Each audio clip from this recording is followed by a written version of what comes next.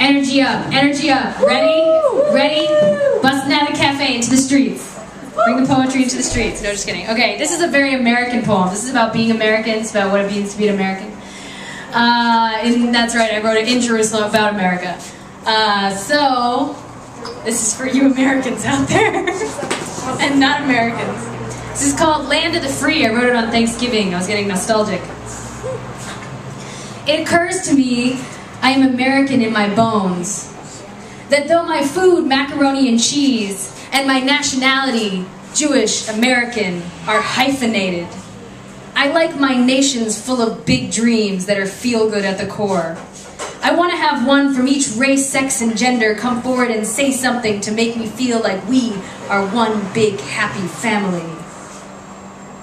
I want to hear someone talk about the United States of America where everyone gets along. As much as I need to know history, I really want the dream of harmony, of stars and stripes, the ones we bury our dead soldiers with.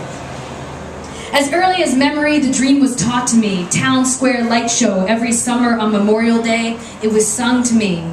Because I'm proud to be an American, where at least I know I'm free.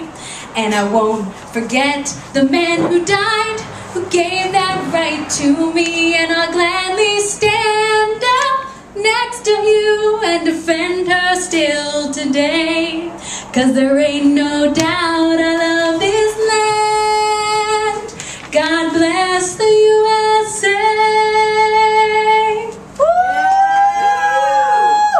I drank this down in the Coca-Cola and the cotton candy, digested it in my abdomen from where I'll pass it on to my young, that there is some dream worth saving here. And I am a native daughter. I was born here in a hospital in the nation's capital, Washington, D.C. I have my papers and everything. Check my ancestry. Grandfather ran dry cleaning company in Chicago and Philadelphia. There he is, with his horse-drawn cart and wagon in the black and white photo, mustachioed, suit-jacketed. Grandmother didn't go to college, stayed home to help out parents. There she is with her carefully placed curls and pearls on her wedding day. She had a voice like angels, sang in my great-uncle's band. They could have made it as musicians, but Grandma says the bars were too smoky to keep singing in them. Her brother needed to raise a family, gave up saxophone for insurance, full-time job, benefits. There's always retirement for childhood dreams.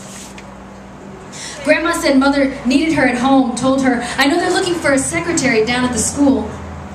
Granddad got his lunch money hustling students at pool. Grandma cries and remembers when Grandpa lost his job and almost jumped out of the window of the house that held 50 years of marriage, 2 sons, and 3 generations.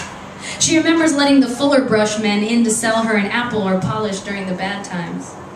It's in my blood, I tell you. Even when New York City collapsed and the bankers flooded the sky with their bodies, not the banknotes, the dream was there. When the towers came down and we made the Arabs the new Japanese, the dream was still there, buried somewhere.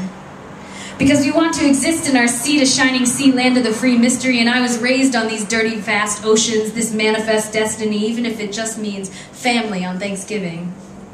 Or bankruptcy in the country where all men are created equal, where we can be the best we can be in the Army or the Navy because we can be anything we want to be.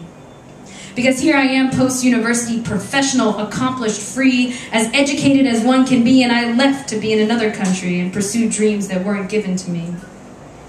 So here I am in the midst of strange lands, and all I can remember is dreams of equality and harmony and brothers and sisters holding hands.